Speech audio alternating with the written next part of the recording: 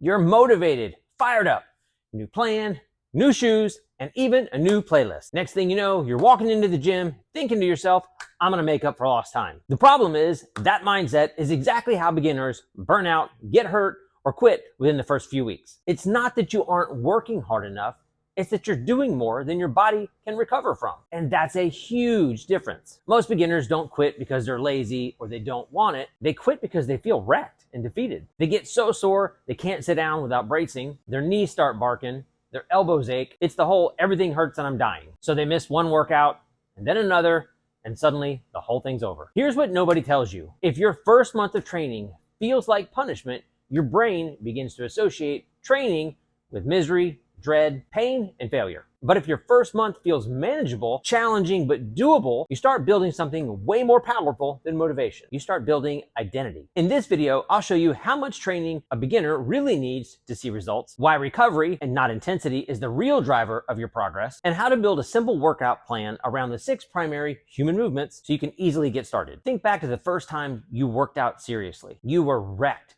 Stairs were the enemy. The toilet, not your friend. But then something interesting happens. The second workout, not as difficult. The third workout felt even better. Your body begins to adapt. Your first exposure to that creates some muscle damage and soreness, but your body gets better at handling that same stress very quickly. And that tells us something very important. Progress isn't about intensity, it's about exposure. The goal isn't to see how much work you can do and still survive. The goal is to give your body just enough stress to force the adaptation so that you can come back and do it again. And that's the big principle here. Recovery beats intensity. You can survive almost any workout, but the goal isn't to be so hardcore you have to crawl to your car. But your body doesn't adapt better because you simply survive. Your body adapts when it has the opportunity to effectively recover. If you take anything from this video, let it be this. It's not about how much work you can do, it's about how much work you can recover from. More is not better, better is better. If you do a ton of work and you're still sore 5 days later, that wasn't productive, that was excessive. As a beginner, your goal is to find the minimum effective dose. Just enough training to drive progress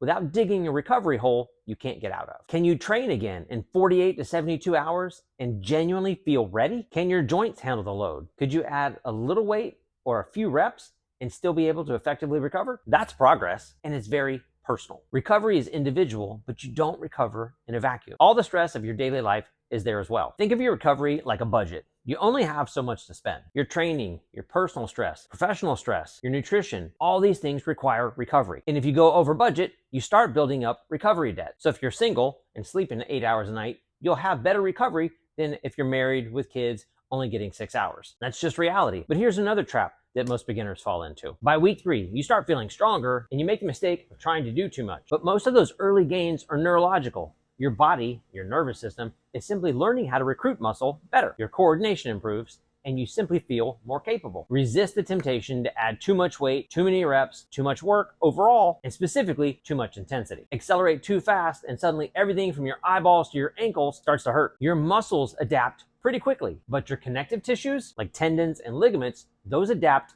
much slower. Your muscles are ready before your joints are. Resist the temptation to increase your overall workload and intensity too quickly. For most people, 2 to 3 full body workouts per week is enough. If you haven't worked out in 5 years, 5 days a week, way too much. Ideally, you have 48 to 72 hours between sessions. That's it. 2 to 3 well-structured workouts will absolutely move the needle. The goal here is to see progress and stay in the game. Making progress faster in the first 6 weeks isn't helpful if you find yourself on the sideline. And you don't need a crazy amount of volume. Somewhere between 10 and 15 working sets per workout is plenty. In each workout, keep it simple. 2 to 3 sets per movement, stop 2 to 3 reps before failure, focus on control and form. On a rating of perceived exertion or an RPE scale, you're looking for something between a 6 and an 8. You're certainly not looking for 10. Challenging, but repeatable. And here's another rule that can save you a lot of pain. Don't increase volume and intensity at the same time. Generally speaking, we like to add volume first, then add a little intensity, and then we'll drop volume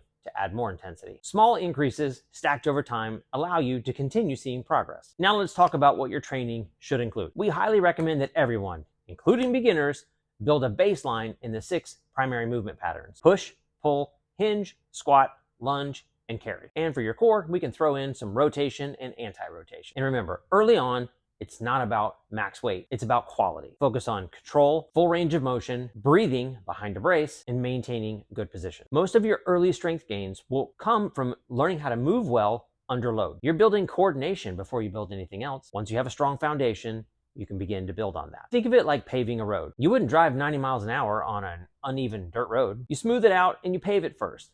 This allows you to safely increase the speed without increasing the risk of injury. Own these 6 patterns. Move well, then build slowly. That's how you reduce soreness, protect your joints, and stay consistent long enough to keep seeing progress. Consistency matters way more than people realize. When you leave the gym feeling capable instead of crushed, when your soreness is manageable, and when you start improving a little bit each week, you begin to tell yourself a different story. Your identity shifts to I'm someone who trained, and that identity is powerful. Motivation is like a shower.